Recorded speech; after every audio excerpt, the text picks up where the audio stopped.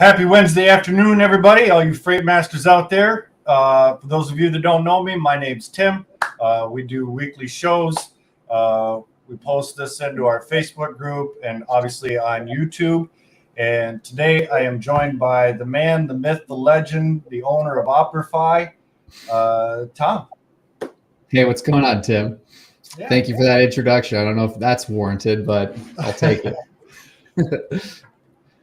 So the group and everybody that watches on YouTube, they've been kind of, listening to me sort of harp about, doing your verifications when booking a load with a carrier doing their verifications on brokers before they accept a load. We've talked about the identity theft of DOT numbers, double brokering, all of these kinds of things. And they're probably getting tired of just hearing me talk about it. So Yeah. I thought, hey, what better man to bring on the show and discuss this with me. Cool. Yeah, we definitely see a part of it that is somewhat unique because we see it from on the broker side, we see it from the carrier side, us being the intermediary, and it can be very sophisticated. I think that there's to the point where we see different syndicates of these type of schemes going on, to the point where we have identified TMS platforms that these individual syndicates that they're using that specific TMS platform. So we even train our employees on, hey, if this rate confirmation looks like this, maybe it's an indication that they're part of that group.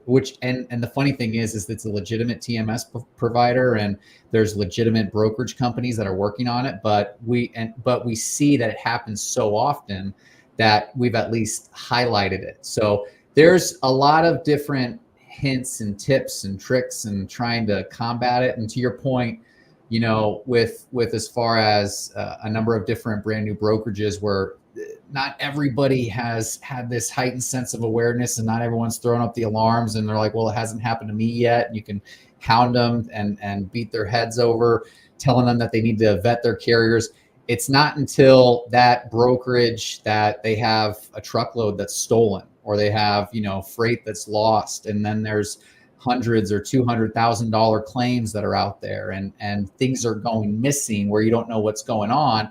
Not until they wise up and go, maybe I should know which carrier is actually hauling my customer's freight. So unfortunately, there's a lot of people that it takes something terrible to happen for them to finally act and, do something about it, to be proactive so it doesn't happen again. Right. Yeah, I think, and correct me if I'm wrong, I think the number was up to like $44 million worth of stolen cargo already this year.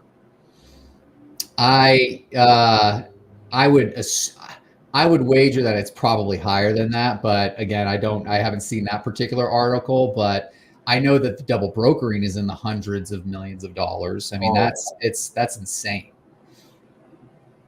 Well, and speaking of double brokering, this is like a recent example that I've used in a couple of my last episodes.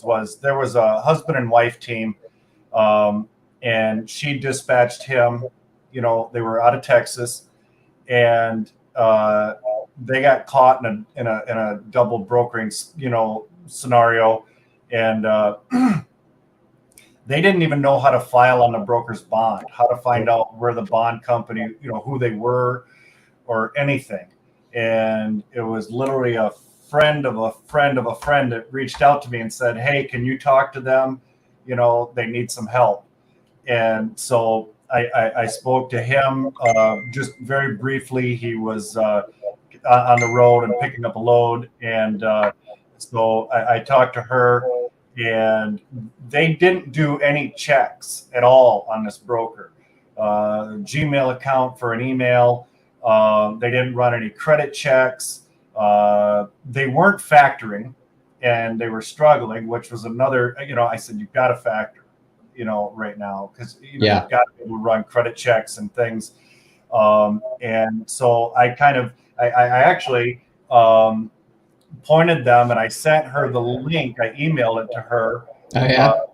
from your blog on double brokering as soon as my computer decides to cooperate here with me. How to file on a broker bond. Yep. There you go. Right? On the third one on the right. Yep. Yeah.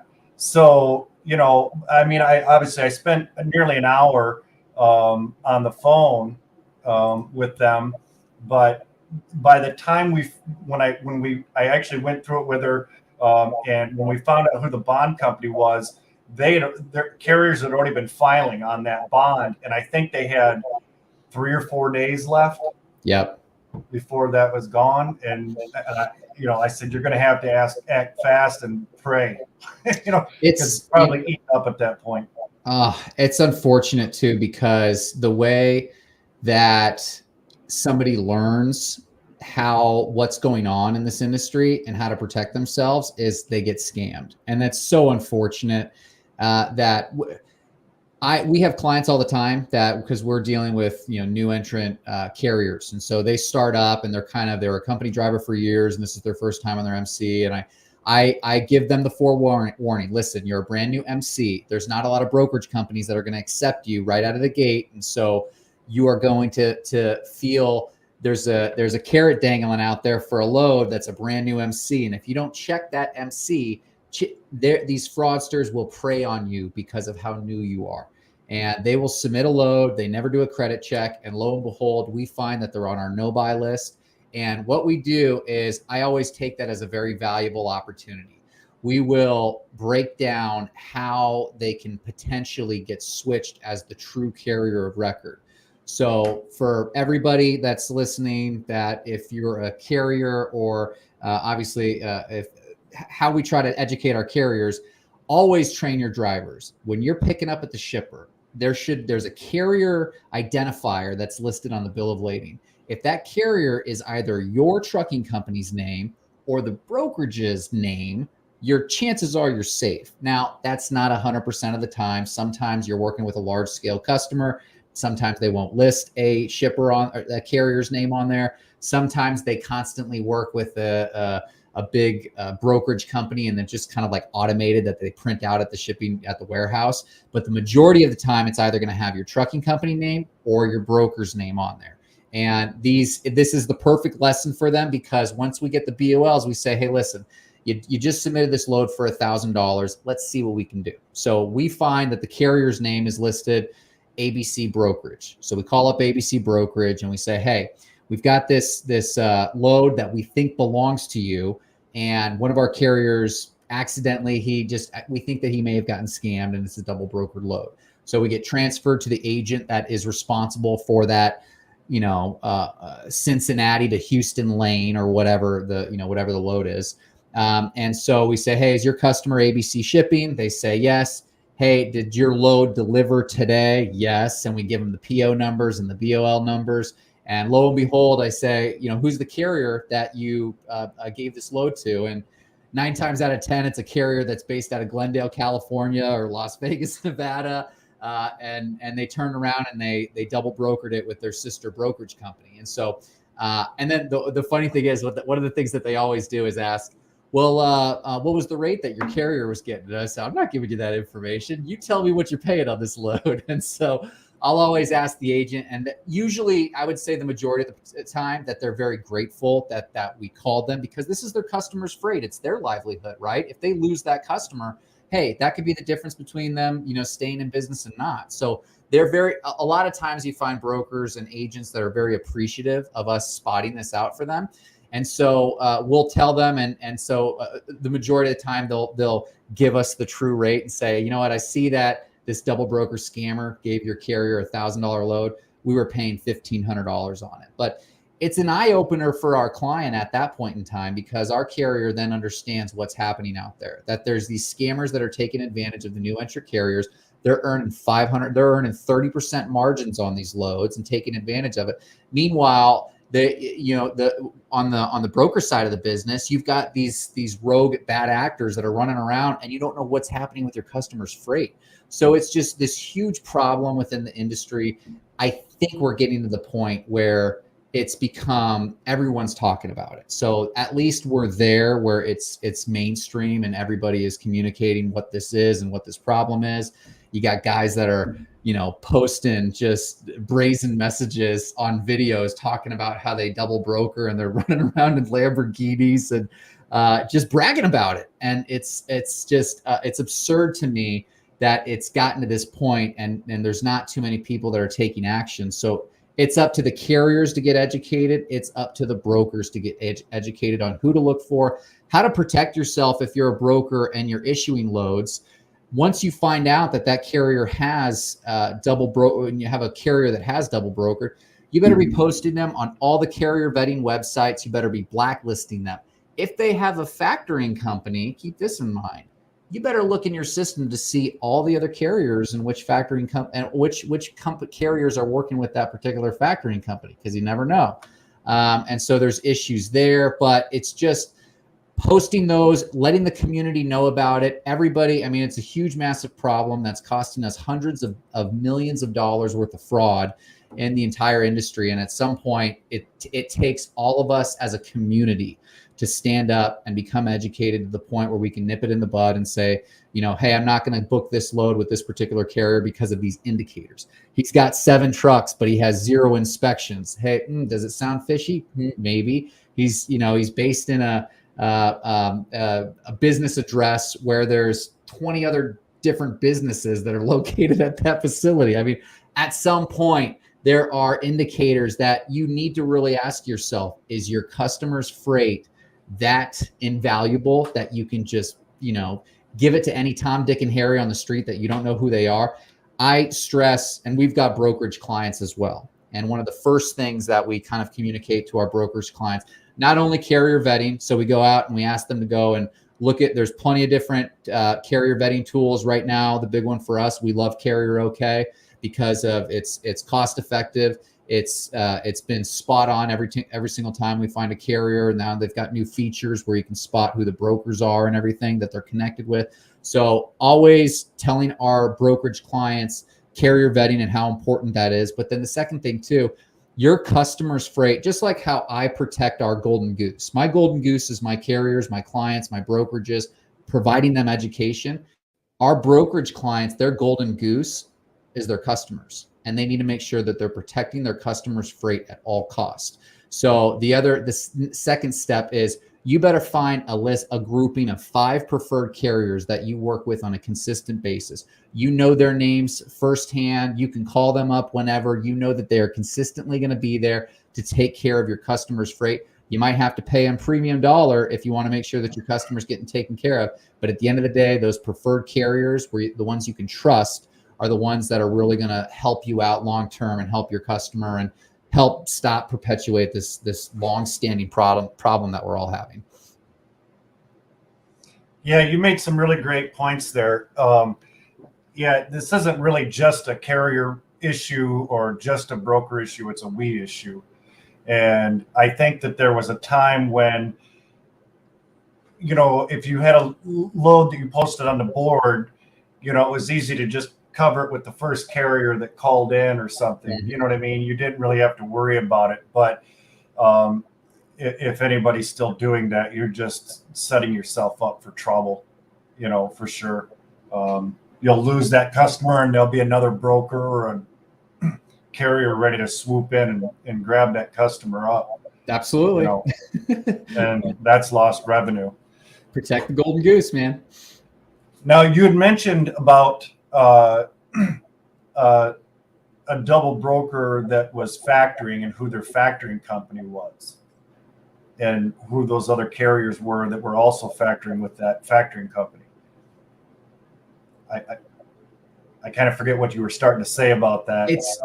So I have run into situations where I've talked to brokerages where they essentially they're working with a particular carrier, then they find out, and there's everything, there's a lot of different variables that add up, and they've got one carrier that they blacklist in their system that is tied to, ABC factoring. And then they go, what's interesting is that there's another carrier that's tied to that same factoring company and that we have blacklisted too. So there are some without saying too much, there are some interesting connections. Let's say that there's a lot of coincidences that you find some of these carriers that are double brokering and some of these quote unquote factoring companies that are working with them at the same time.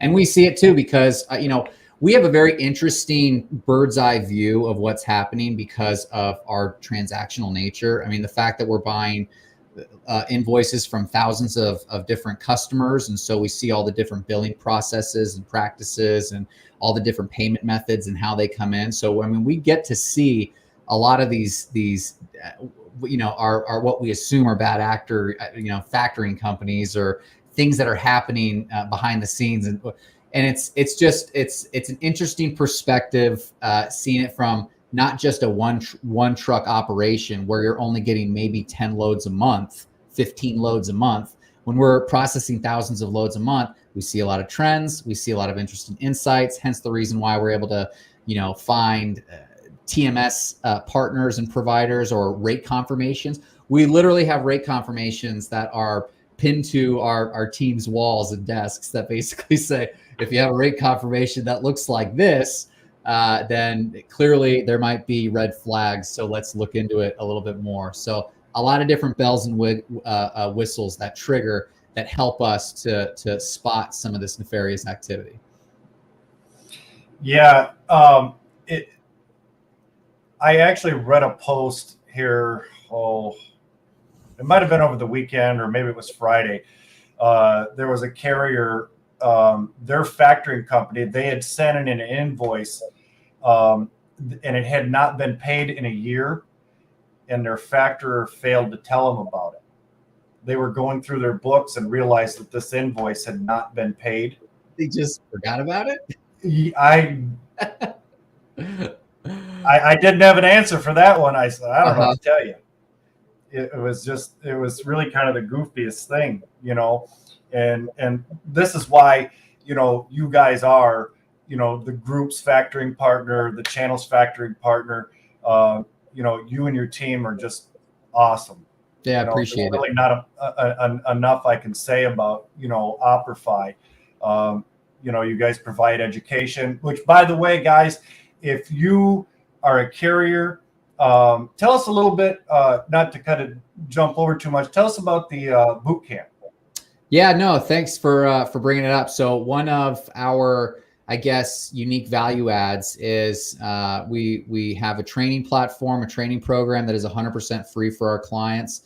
I think for us, we had we were participants in the COVID boom, right? All of us were for this freight COVID boom where we had seen a number of different new entrants or drivers that transition to become owner operators and start their own businesses. They wanted to be trucking entrepreneurs. But in doing so, and a lot of individuals coming from completely different industries saying, wow, there's an opportunity in freight. Let's get in it. It's an old economy money industry. Let's get in there.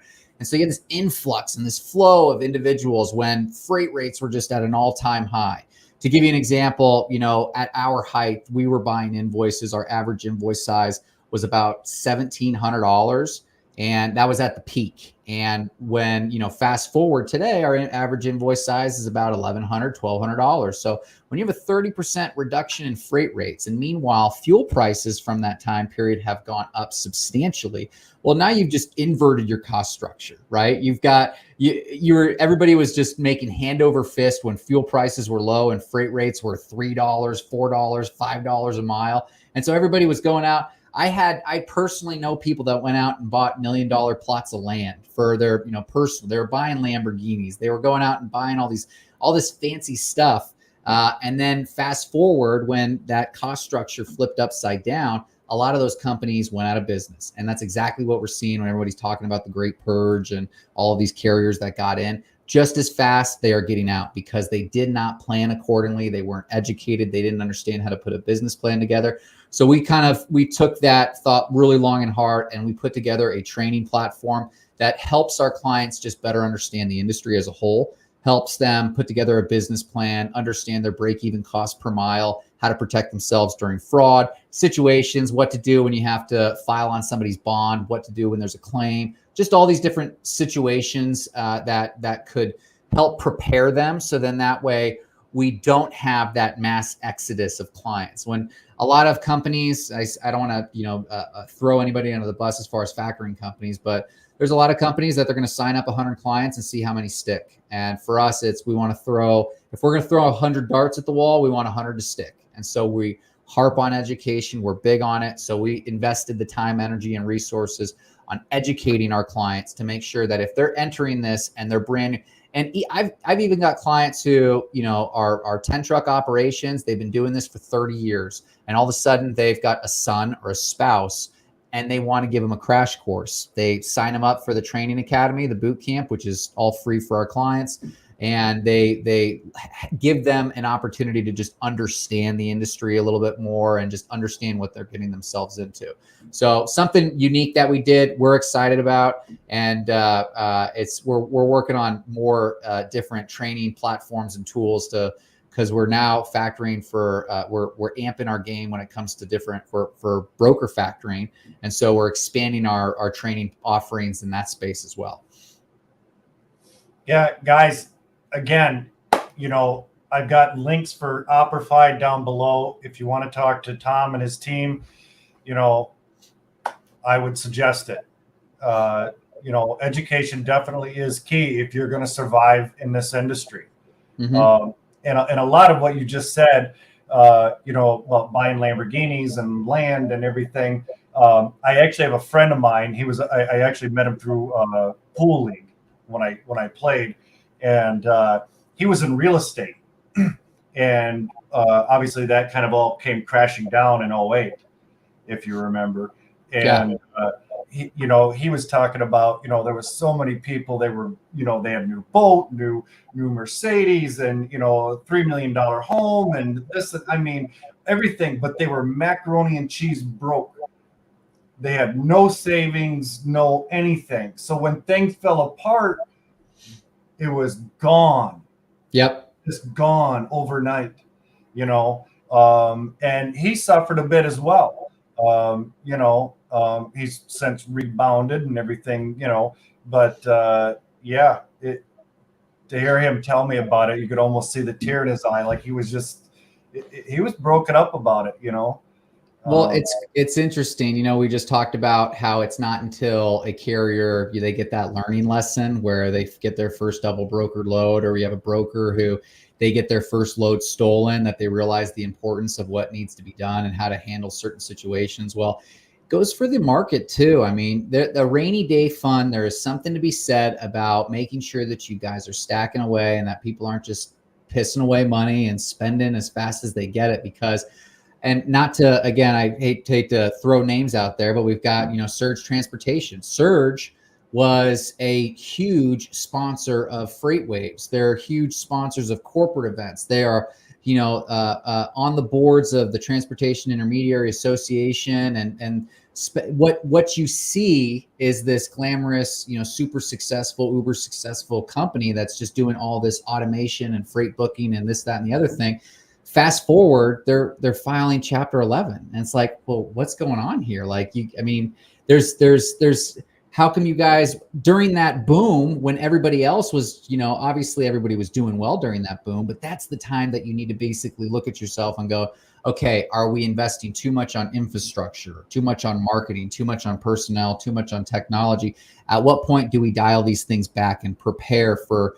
I've been in the industry long enough where we've had so many different cycles that we know that there's ebbs and flows, and we are at the bottom. So it's great. The way that I see it, this is like the best time. This is, it's not the greatest of times from the perspective of this is where you hunker down and you get things right. You build that foundation, you automate things, you find process improvement, technology, and you prepare for when that cycle starts to change and when things are looking, and prepare for that upswing.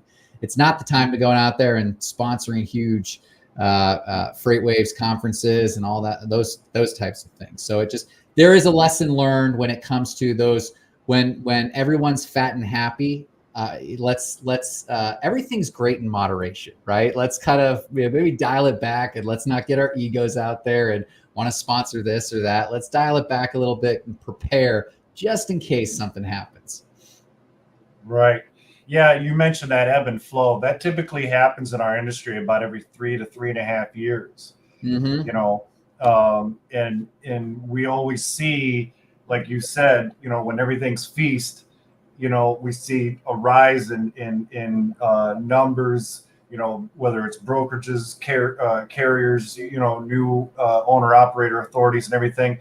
And if you get in real late on that curve, and 3 months later everything kind of comes crashing back down, you're Yeah. like, what happened? You know, um, Yeah, but yeah, it's been sorry. interesting times for us to see it too, because we see it. We've just recently really expanded into the broker factoring space, and it's funny when that freight when carriers start to not have pricing power, that they get pissed off and they go, you know what? And it's at that point that they wake up and say, now I want to go get direct freight. It's not like when everyone's fat and happy and they're getting $3-4 a mile. They're just kind of like, oh, let's see what else is on the load board today. And they're just kind of, pick and choosing. And it's great, right? Everyone's making money. There's no issues. There's no problems. But the second freight rates drop, the carriers are pointing fingers at brokerages. They're looking at, what is it, the section 49-03 or whatever that section is. Whatever it is, that there's broker transparency. I want to know how much your shipper is paying you and this, that, and the other. So the second things start dropping and it becomes a very tough environment, everybody starts pointing their fingers everywhere. And so we saw it as obviously a number of different carriers wanted to transition to being a broker. And so they had that experience, but they wanted to apply it and try to go out and find direct freight. So we're obviously opening up that community and allowing brokers and supporting them and providing them that training, credit resources, how to build credit. It'll be interesting to see what happens in the next 2 years when carriers do have more pricing power. Probably not a lot of people will want to be brokers at that point in time, but I think it's a good balance, and it's going to go like this. So there's going to be, carriers have pricing power, and maybe brokers and shippers will have that pricing power. And it's just natural economics. It's good supply and demand. It's good just for our industry as a whole. And right now we're tightening up and things are just trying to level out to homeostasis again. Right. Yeah, I think I've had quite a few carriers reach out to me recently. In fact, probably in the last 4 days, I've got somewhere 400 to 500 trucks that they want me to dedicate. Mainly dry van and a few reefer, and there's some power only in there, but a majority of it's dry van. I will find those shippers for them. Somebody won't do their education, do their homework. They'll make a mistake. They'll hire any carrier off the board, and I'll be waiting in the wings, and I will get those trucks loaded. So these are trucks that you've got capacity towards too, and you're trying to find them some customers, or what? Right. So they've actually reached out to me, asking me to find them dedicated freight. And so today, that's one of the things that I was kind of focusing on. Some of them were friends of friends of friends, but they've got a fleet of, there's 170 here, there's another 200 there, and we're starting to make some progress. We've got some good leads kind of happening there. Obviously, I don't want to throw just any old customer at them, because I do my research on shippers as well, because all shippers are not created equal. I've worked with big shippers and small shippers. I've met good and bad. Yeah. It might be they tell you the load is one thing and driver shows up and it's completely different than what they said. It's 10,000 pounds more than what they said. The DIMs are wrong, everything. It's not just brokers, that try to pull the wool over a carrier's eyes. Sometimes it's the shipper. And then, especially for my regular carriers that work with me, usually they'll call me up and be like, Tim, what's going on? I'm like, what are you talking about? Like, well, I just showed up over here and this is not right. So, and they know I've always been honest with them, so they know usually in that case, if it's a new customer, they know it's not me.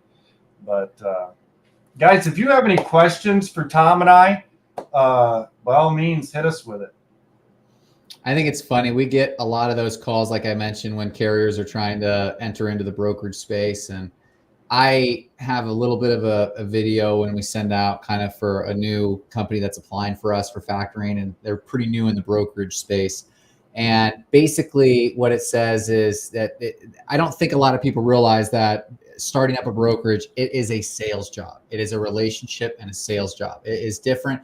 You can't just start up a freight brokerage operation and then go out on a load board. I've had individuals call me and say like, "Hey, where's the shipper load board?" It's like, no, there is no shipper load board. There's interesting tools that I've seen out there. We've got good friends over at eCarrier Check.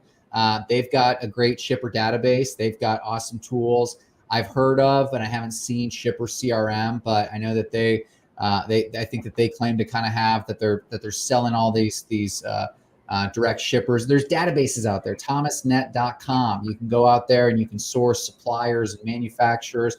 Honestly, there isn't a load board for shipper relationships. It is who you know. It's handshake deals. A shipper will take, could be weeks, could be months, could be multiple meetings for them to get comfortable, for them to just give you one friggin' load. And then after that, you might get two next week.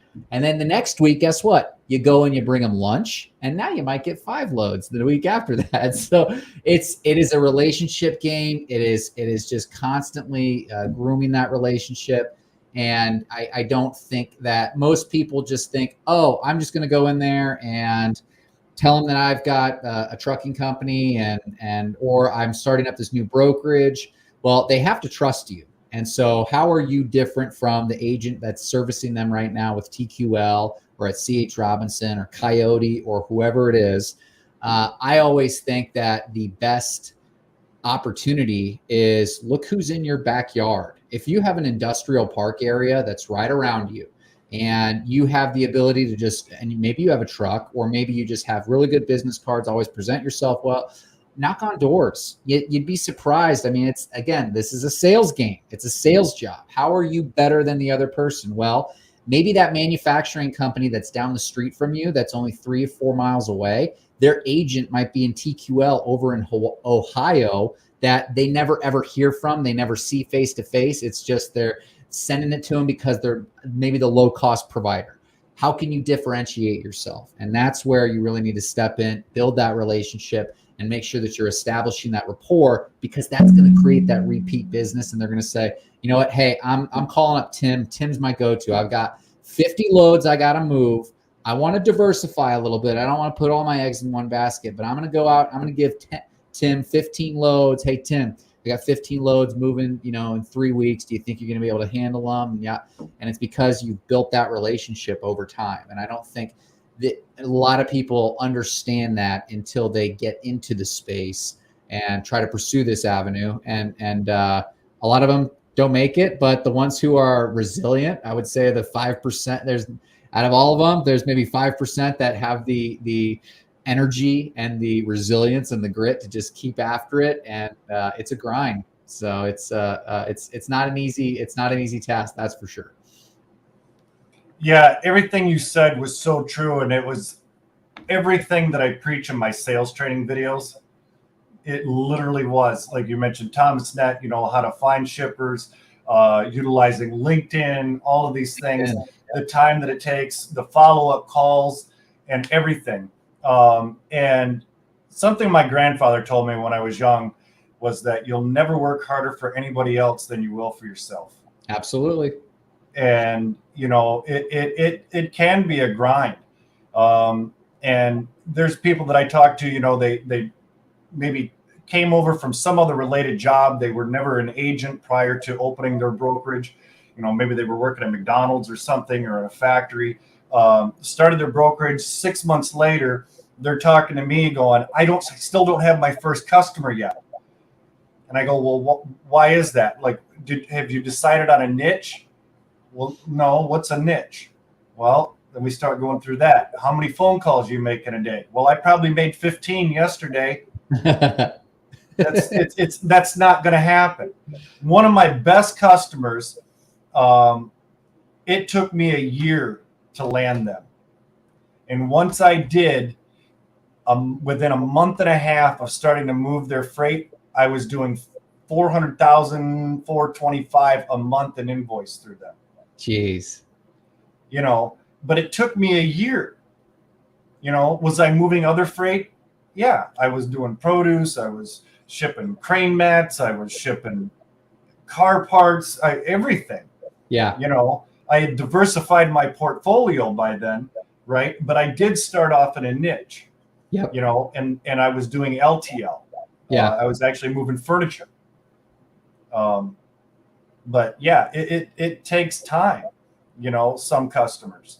Now, if I want to go get 100 lumber customers, I could make 100 phone calls tomorrow and probably get 100 lumber customers.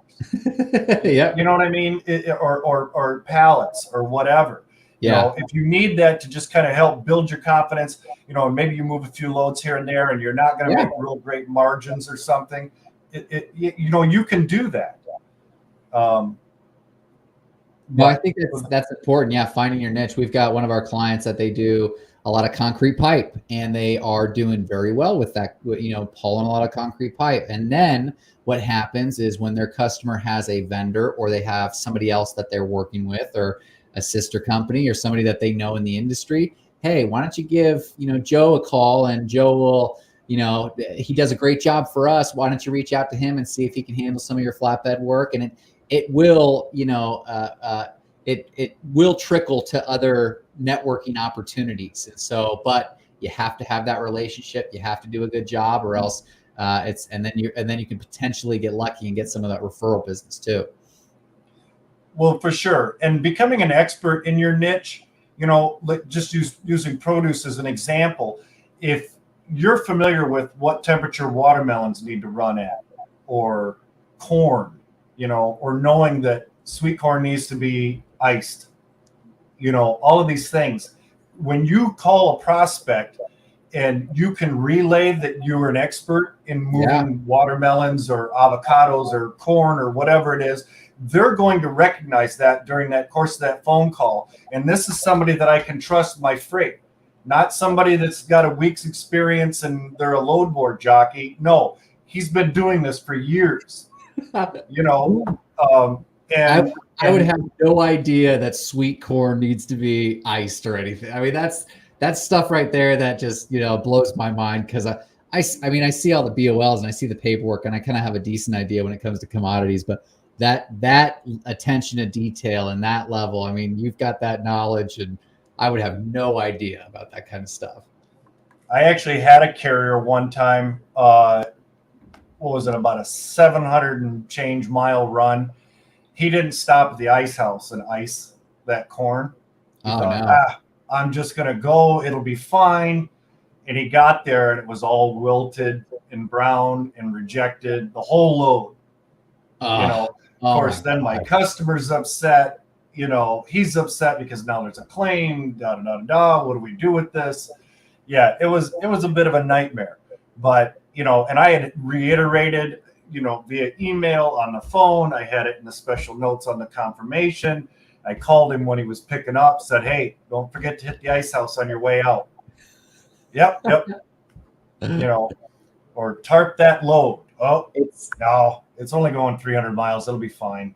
Going back to it's not until you do something wrong that you finally learn a lesson. So I have a quick story. So when I started Operfi, I've been in the industry for close to 12 years. And when I started Operfi, I'm a veteran, so I had my service-connected veteran-owned business certification. So I wanted to go out and I wanted to try to find some government freight. So I wanted to do it just so then that way I could help our clients understand the government contracting process and what that looks like. But I wanted a firsthand knowledge of it. So I partnered with a company, a friend of mine who has a brokerage operation. And so I said, okay, with my certification status, I want to go out and I want to go and bid for some of this government freight. And it took a lot of I was fishing blind and I'm in there and I finally see this opportunity, and it was moving like helicopter parts, and it was going from Phoenix, Arizona up to Boise, Idaho. And it did some local runs up in Boise, Idaho, and then came back it was with the Army Reserve, and it was 18 loads total. And I think that there were 6 going up, 6 that were local around Boise, 6 coming back. And so we're like, okay, let's quote this out, or this is perfect, right? So we're looking at the truck stop 7-day averages, and we're looking at things like this.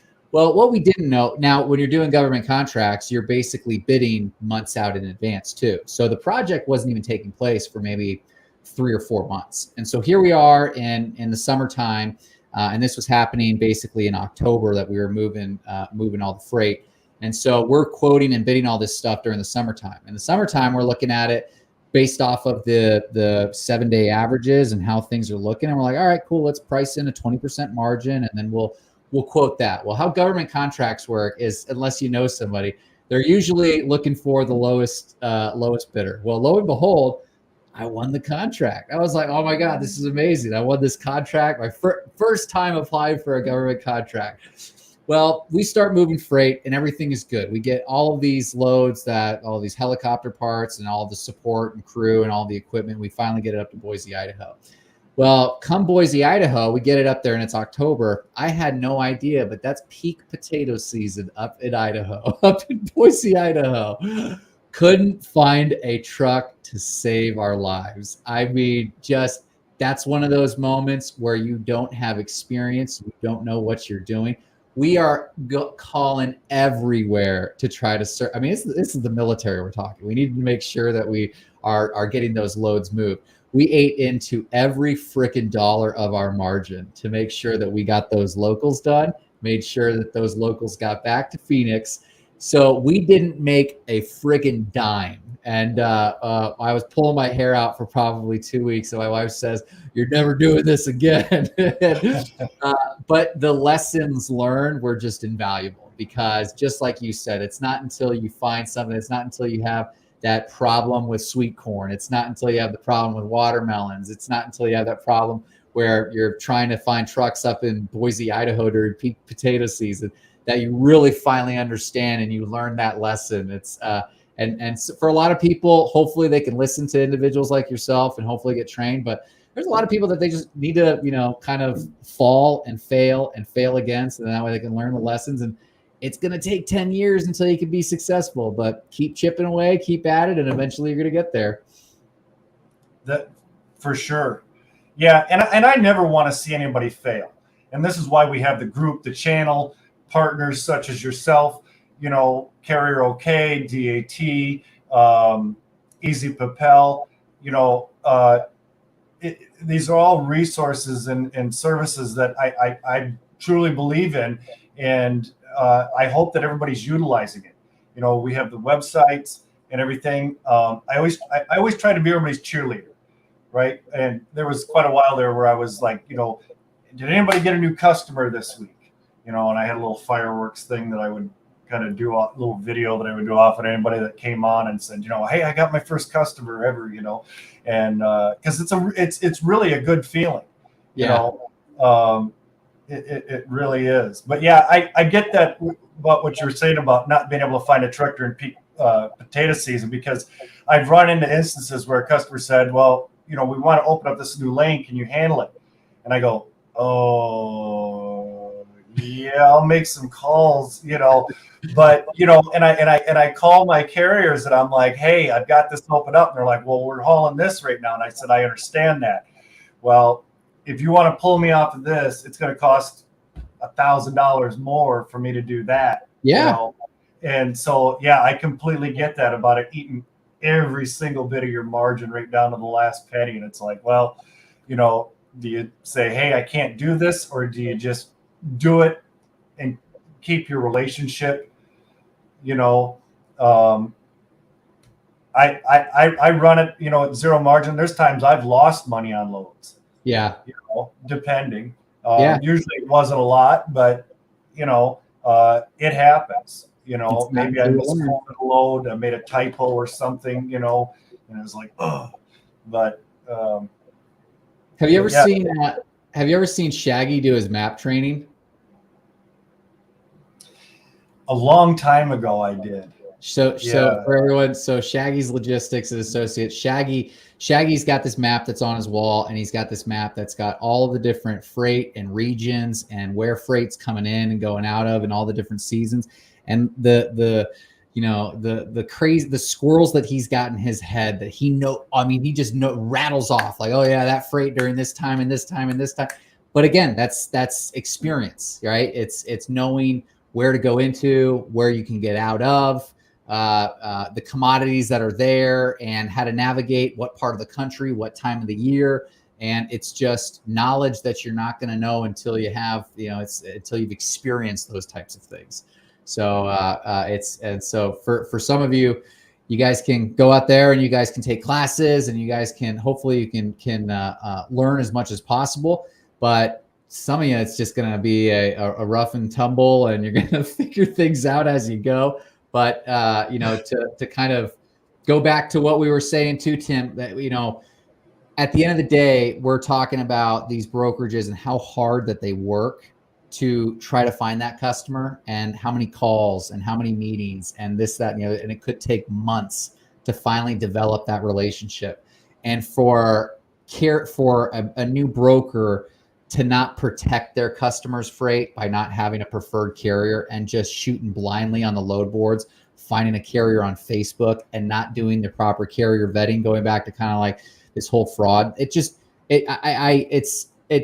makes me question if somebody's doing, why they're in this business to begin with. Because if you're not in it long term, you need to understand the fraud aspect. You need to understand the risks that are out there. And if you're going to work your ass off to make sure that you get those customers, you better protect that customer's freight like it is your livelihood. So making sure that you understand who it's getting loaded onto, that you have. This was a great idea. One of our clients, one of the things that they do, other than the fact that they use all the different vetting services, they're subscribing to Carrier OK. They've used Carrier 411 and all the different vetting tools and resources that are out there. But they ask for carriers to provide them with a scale ticket, a recent scale ticket that shows that that is your truck and that is the truck that's on it. And so, because the scale ticket's going to have your DOT, it's going to have the MC number and the trucking company's name. So they actually get a recent scale ticket to prove that that's the carrier that's actually hauling their freight. So there's ways that you can kind of do that. And again, you can always, I think that GPS can be somewhat helpful, but I think there's ways around that. They can hack that and just, tell a carrier, a driver to tap into it and here, just use this guy's cell phone number, and they ping it and they don't even know who they're transmitting that data to. So really the only ways is just making sure that you guys are using the vetting services, using Carrier OK. Carrier 411 is great. It's got the repository of data and the history of individuals that are reporting if there's been any fraud activity. And I think that Carrier OK is that next level where you've got all that algorithm data and all the insights into the different companies that are located at that location. So there's so many different tools at everybody's fingertips, and it's stupid not to protect your customer's freight and treat it like it is your livelihood. And it's a matter of life and death for your business, in my opinion. For sure. I love that with the scale ticket. I hadn't, that's a new one on me. I hadn't considered requesting a recent scale ticket. Yeah, I thought that was huge because the double brokers, they've got 7-8 trucks listed on their authority and 0 inspections. They have their trucks aren't even active. They're not even running. All they do is have an authority just to get freight, and all they're doing is turn around and just double brokering it the entire time. So they're not running trucks out there. Well, and a lot of them were requesting a copy of the CDL, their license. Mm-hmm. And updating the information inside of the FMCSA now that they had a photocopy of that, and stealing carrier's identity, stealing their DOT numbers. Oh man, what is it? The MCS 150. Mm-hmm. I just did a video on this. We're getting a number of different hits now, and we're having to report it publicly on Carrier 411 and other different services that we basically have to. Our clients' identities are getting stolen. So we had this one where we had an individual that called us up and they were asking for a letter of release for a particular customer. And I'm on a first name basis with, a lot of our clients. And so when this individual called up and I'm like, I don't know, that doesn't sound like Tim. I just thought that was weird. He's like, yeah, this is, my email address. We changed the email address. And I was like, okay, all right. Well, So I entertained him. So I had his account manager basically send him and talk to him and say, yeah, what's the email? Here's the request for getting that letter of release. So basically, he saw that the Operfi had the notice of assignment with this particular customer. Well, he was in the process of stealing our client's identity to go and get that load. He didn't check the fact that they were already set up with that particular brokerage. So he got the load and he probably double brokered it out, or he was doing whatever he was doing with our carrier's authority. So then he realized that he wasn't going to get paid because they were paying us. And so he tried to get this letter of release. Well, when then we told our client about it, he eventually found out. He's like, no, I'm not. I don't even know who that is. I don't even know what are you talking about? And so just another tip for everybody to be careful with on the carrier side of things. Don't just give out, any random dispatcher that you're working with that you met on Facebook, that you're giving them power of attorney, and who's then creating an email address that is associated with your name. If you have any indication that there's a broker that is, setting you up or something, that's why having those alerts out there that says, hey, only work with ABC at, trucking@gmail.com. Don't pay attention to any phone numbers. I think that's like the new scam that I'm seeing, is that a lot of carriers are getting their identities stolen. We have a number of freight brokers that have been emailing us saying, hey, we're getting a lot of people that are hacking our data accounts. And they're sending us that they're, there's this Gmail address, or that they're using this phone number. So everyone pay attention to detail. Look at the phone number, look at the email address, look them up on LinkedIn. Can you find that individual? Don't just get a rate confirmation and then just go and call that number. How about hopping on Google and looking up, that particular broker's phone number or website and calling them up and saying, hey, does this company, is this an agent that's with your company? There's a lot of things that you would think would be common sense, but I think that sometimes we get so overwhelmed with this industry that, especially because we have a lot of people that are brand new in this industry, that a lot of new carriers and owner operators, that they don't realize that there's a lot of things that you do, us as consumers, that are like no-brainers, right? All of us are hopping on Amazon tonight and we're looking at the 20,000 reviewed earbuds that we're going to buy, and we're going to go off the fact that they've been reviewed 20,000 times, and we're going to skip past the ones that have only been reviewed 10 times going, I don't want to trust it on that one. Yet we are going to take a load for $2,000 from a company who has zero website presence or social media. It's the same freaking concept, right? We go out and we go to a restaurant because they have good reviews. We want to call that restaurant directly. There's ways to protect ourselves that you would think would be common sense. And it's just a matter of applying that critical thinking and saying, hey guys, no one's reinventing the wheel in this trucking business. Just apply some basic concepts and first and foremost, protect yourself, because the scammers are out there. We know that they're there. The question is we just have to be vigilant and have to be on alert at all times to make sure that we're just hypersensitive to the industry and how it's shifted. And at the end of the day, we just, unfortunately, you got to be cynical, got to be skeptical, and how is this person trying to screw me? And if you have that type of mentality going in to some of these newer companies, then I think that you're going to be maybe a little bit successful, or at least taking the steps towards being successul.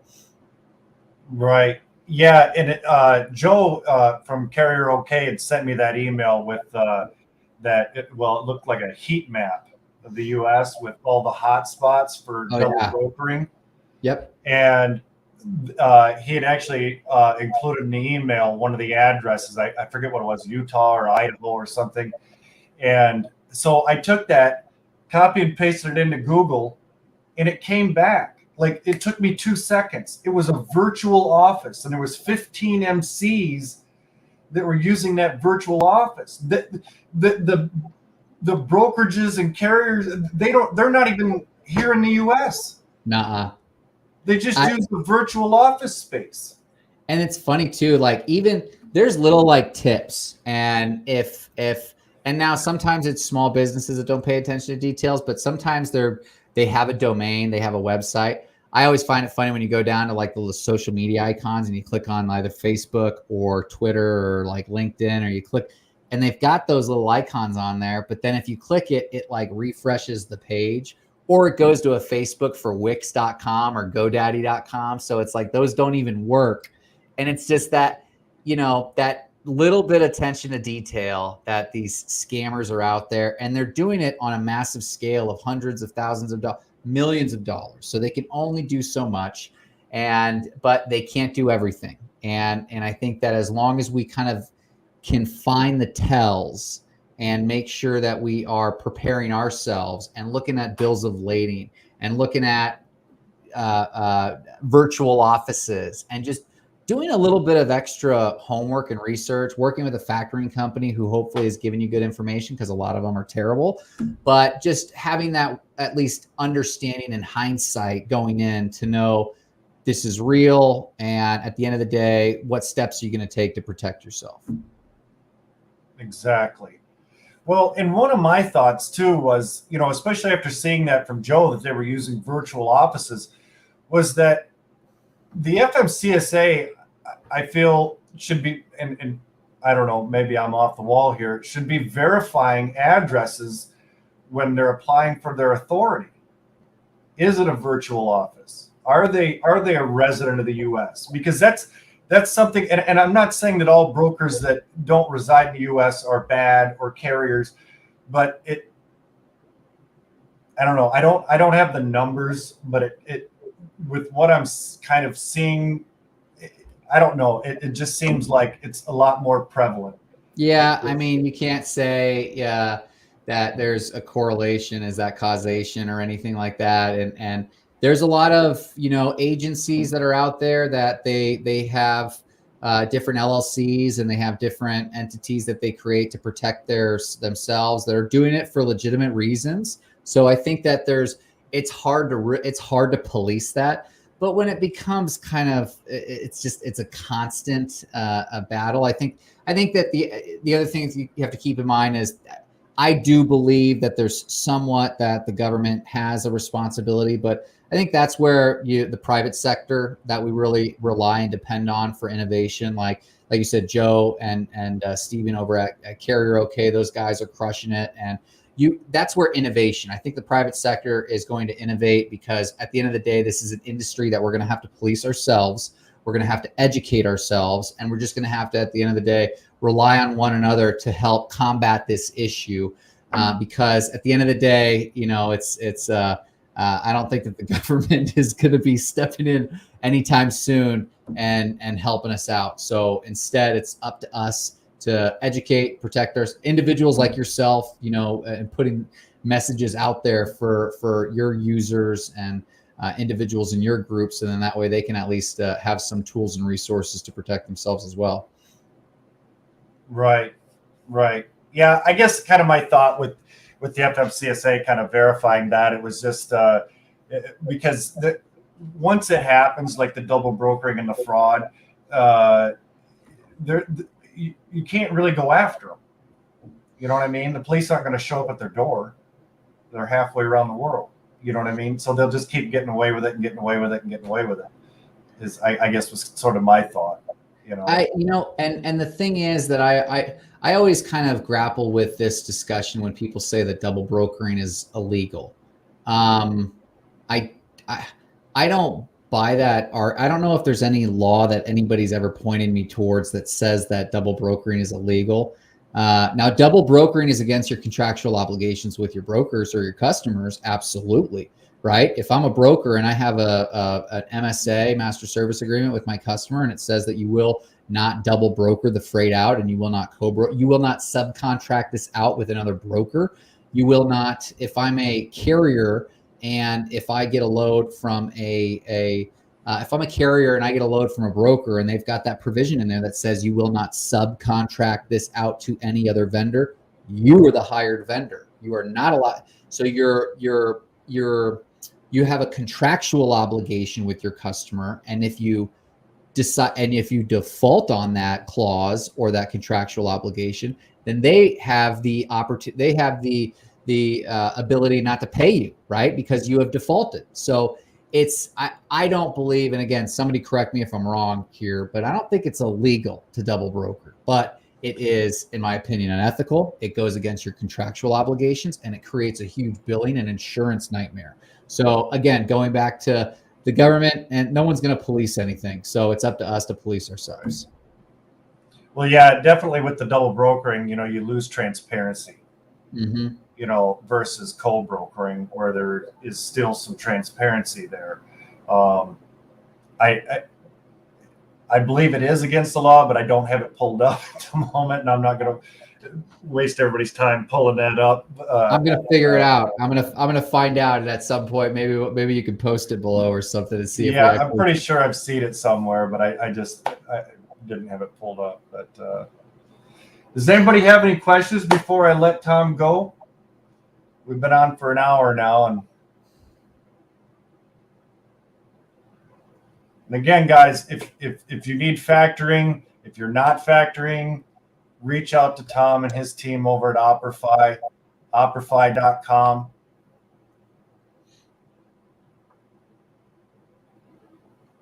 Crickets.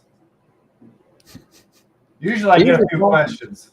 I usually get, afterwards, it's when you get phone calls and everyone's like, hey, I saw you on the Freight Master Resources show and had some questions, and you talked about this or talked about that. So they trickle in here and there. I think sometimes people get bashful, but yeah, you're right.